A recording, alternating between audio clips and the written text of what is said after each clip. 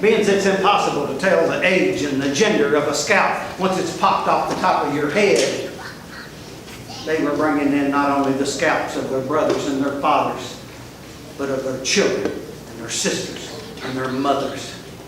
And it did keep their spirits up. And after 18 days in this frozen misery, Fort Sackville was finally within my reach. And now nature, it had provided long ravines just outside of musket range of the walls of that fort. And I knew from my spies that I had Hamilton slightly outnumbered.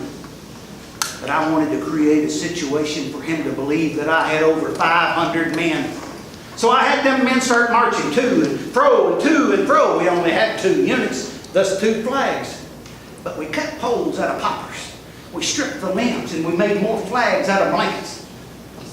Mid-afternoon, I had them to start shouting, "Huzzah! Huzzah!" And we hoisted 2 more flags to give the illusion of new troops and reinforcements coming in. Marched to and fro and to and fro, and I had them start shouting orders at one another. Had nothing to do with the goings on of the day. And the next morning again, "Huzzah! Huzzah!" This time we hoisted 3 more flags. For 2 days, we kept this illusion of this building force, and I was told later that it seemed like there was quite a force that was gathering outside the walls of this fort, and the wind had been blowing, and it cut still. And something told me that it was time, and I put the word out to my officers and my captains, and I made the order.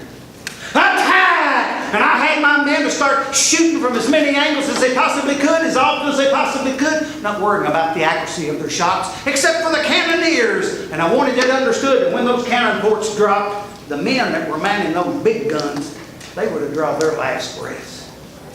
And then I saw it. Oh, I saw it, friends. Listen, this fort was surrounded with a bastion, much like this one. And in the front, just like this, there was 2 huge gates, and I saw them start to open.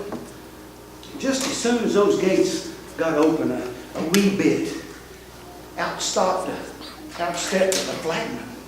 He had a huge white silk flag of truce, and as the door swung open, he stepped out, and then another flagman, he followed the door, and he stepped out, and these 2 gentlemen were holding these huge white silk flags of truce, and it was beautiful. Oh, I had it. Oh, he's going to surrender. I had it. And then it looked like a vision. When Henry Hamilton, decked out in his British finery, he stepped out under that canopy of white silk. I had it. I had it. And then, with the arrogance, pomp, circumstance that can only be mustered up by a Brit, here he came. Swishing his way across this battlefield, clicking his heels every step. Oh, it was comical. I had it. But he kept his distance, not from me to you. He said, "Sir, my men are brave. If I am not allowed to surrenderable upon honorable terms, they will gladly die by my side." I'm surprised blood was not dripping down my chin. I was biting my lips so hard. I had it. But I held my composure, and I crossed my arms, and I stepped into him, and I said, "Sir, that will give my men infinite satisfaction, for that is what they desire. But if I'm obliged to storm this fort, I'm going to treat you and each and every one of your men as the murderer and the hair-buyer that you are."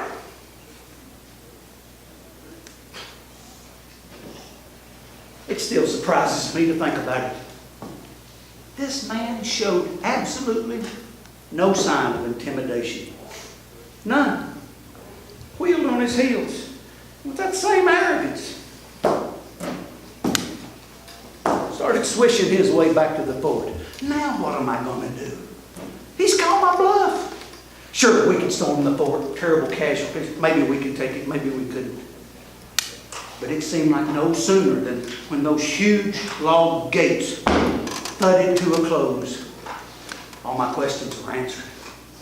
For there was an Indian scalping party, unbeknownst of all the goings-on of the last several days. They came riding in from the west, and they literally had handfuls of American scalps, and they were wailing at the tops of their voices, and it infuriated me. I had not taken the life of a man in years, and I bellied up with my men, and we tomahawked and we scalped all but 4 to serve as a just lesson to those arrogant British and to their Indian comrades.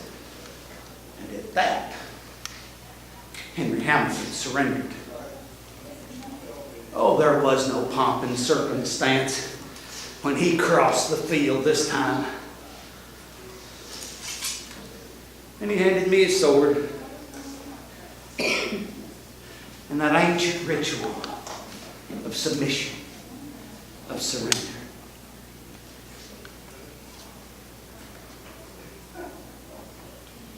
Can't draw my sword to this day without vivid memories of that very moment flooding back into my mind. Even now, pulling this sword out, I can smell his sweat-soaked old clothes.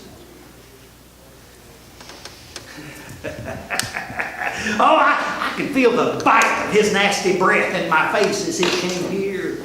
And I can still see the suspicious candor in his eyes. He started gawking about and he said, "But sir, where is your army? Where is your army?" Standing there in front of that so weary but so proud group of Kentucky frontiersmen, I answered him, "Sir, in their entirety, they stand before you."